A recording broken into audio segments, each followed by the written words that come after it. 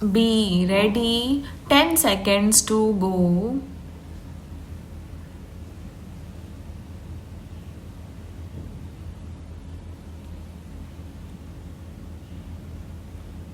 Start.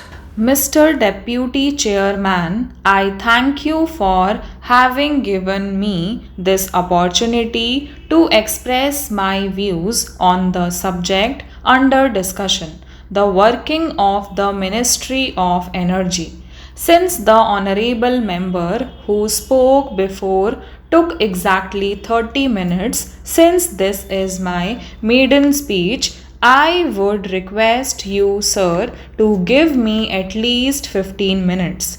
At the outset, I wish to assure you, sir, and all the honorable members here that I am fully aware of the noble traditions of this august assembly, which since its inception has been and continues to be a meeting place of some of the finest intellects in our country, of scholars, statesmen, and towering personalities who have distinguished themselves in diverse fields.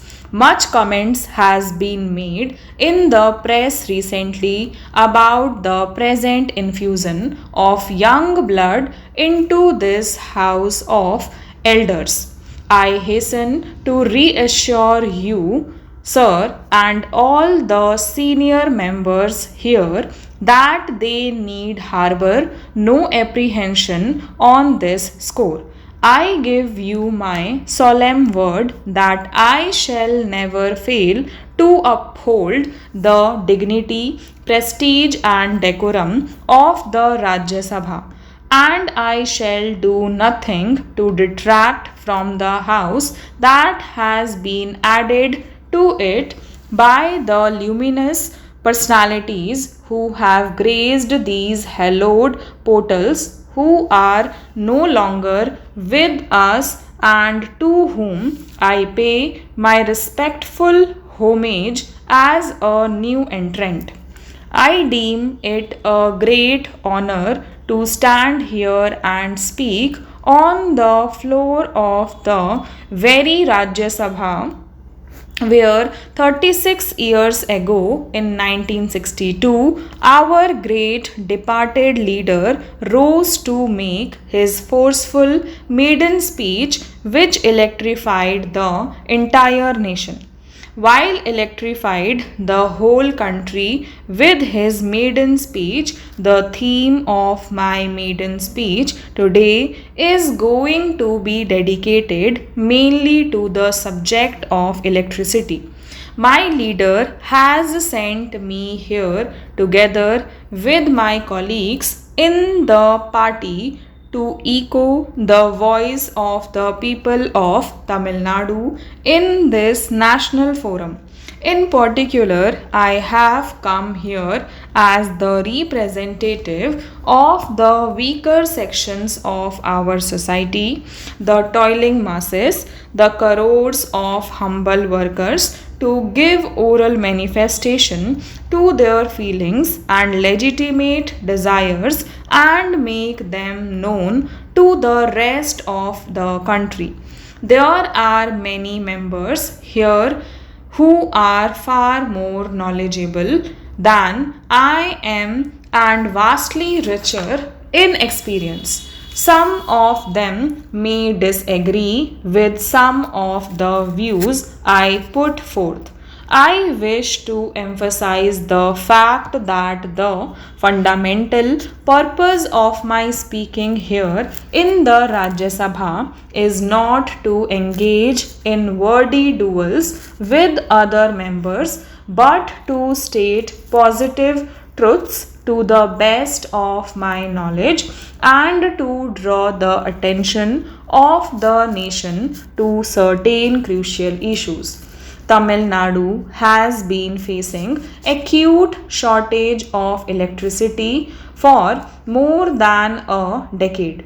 The state government was forced to impose power cuts ranging from 25% to 100% intermittently from 1991-92 onwards to overcome the shortage. As a result of the repeated power cuts, the industrial and agricultural production in the state has been affected adversely and drastically. Tamil Nadu has very meager hydel potential.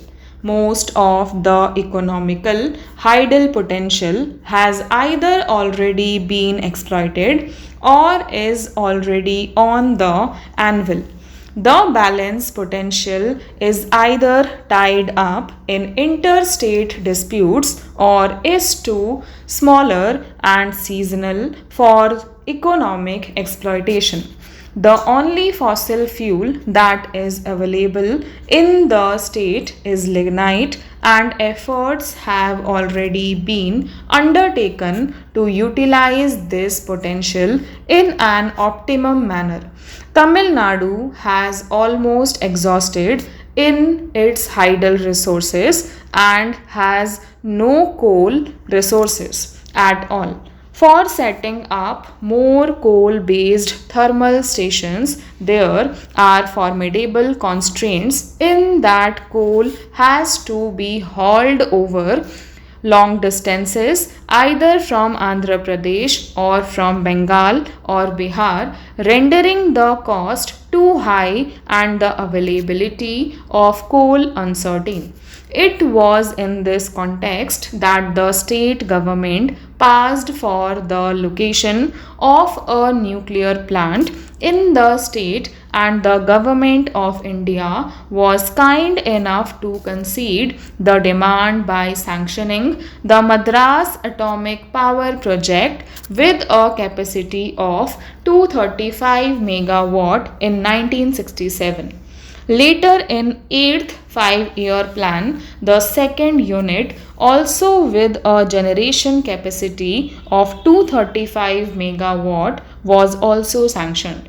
At the time, there was a clear misunderstanding between the state and the central governments that the entire output from Kalpakkam would be allocated solely to Tamil Nadu to meet the urgent and pressing needs of the state. In the year 1988, when the necessary lands were acquired for the project, the government of Tamil Nadu agreed to make available free of cost 2500 acres of land required for the project. The lands were valued at about rupees 53 lakhs. This commitment was based on the confirmation given by the Madras Atomic Power Project authorities to the effect that in return the entire energy output from the project would be sold to Tamil Nadu. Stop.